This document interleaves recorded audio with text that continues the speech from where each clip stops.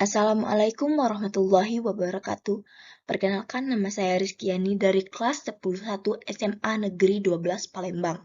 Di sini, saya akan menjelaskan tentang aspek ekonomi dan aspek hukum dari produk informatika. Produk informatika adalah produk yang dihasilkan dari informatika itu sendiri. Tahu nggak sih, produk tersebut ternyata diciptakan dengan meliputi dua aspek. Yang pertama adalah aspek ekonomi dan yang kedua adalah aspek hukum. Aspek ekonomi. Aspek ekonomi adalah aspek geografi sosial yang berkaitan dengan hal-hal ekonomis. Aspek ekonomi itu sendiri membahas tentang bagaimana perusahaan berkembang yang tentunya impact-nya positif terhadap pendapatan yang diperoleh. Dalam aspek ekonomi, produk informatika mengalami perkembangan yang signifikan. Seiring waktu berjalan, nyatanya teknologi memanfaatkan ilmu informatika juga kian bertambah. Lee Forrestly. Kalian tahu nggak Forrestly itu siapa sih? Jadi, Forrestly itu merupakan pendiri grup induk e-commerce Shopee, yang merupakan salah satu orang terkaya di Singapura.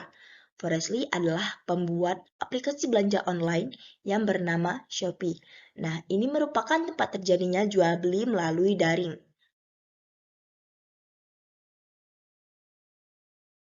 Produk informatika memiliki aspek hukum berdasarkan hak kekayaan intelektual. Produk informatika merupakan hasil buah pikir karya intelektual manusia, seperti halnya buku atau karya lainnya.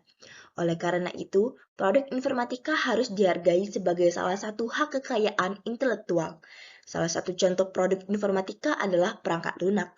Sayangnya karena bentuknya yang berupa benda digital, perangkat lunak lebih mudah untuk diperoleh melalui cara yang tidak legal atau benar secara hukum. Atau dengan istilah umumnya ialah adalah melalui bajakan. Padahal pembajakan perangkat lunak itu adalah tindakan melawan hukum karena menyalahi aturan hak cipta loh. Dapat diartikan sebagai perjanjian antara dua pihak ataupun lebih, di mana satu pihak sebagai pemilik atau pemegang lisensi yang bertindak memberikan lisensi kepada pihak yang bertindak sebagai penerima lisensi, sehingga pihak penerima lisensi dapat dengan legal memproduksi dan memasarkan produk atau jasanya. Jenis-jenis lisensi ada 4.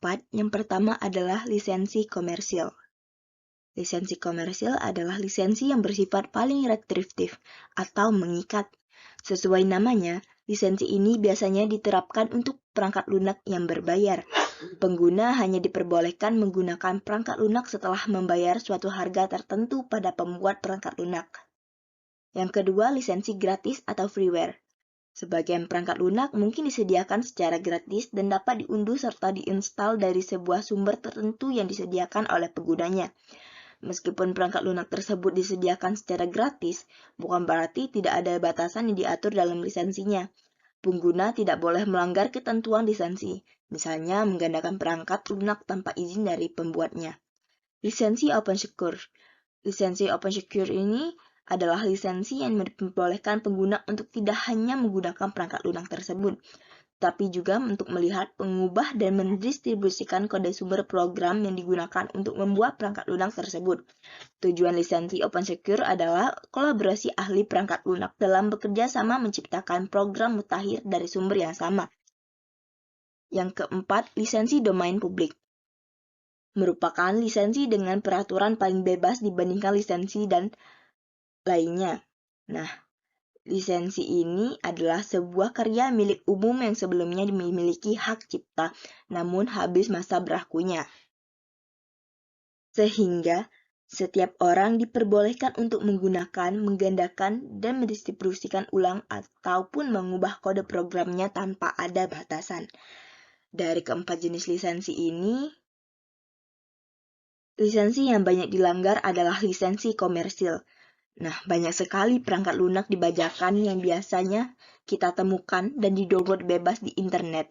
Contohnya adalah program Microsoft Office, bajakan, game bajakan, dan aplikasi bajakan lainnya. Meski dianggap wajar dan banyak tersedia di internet, hal ini tidak boleh dilakukan karena melanggar hukum hukum hak cipta ya, tidak boleh dilakukan.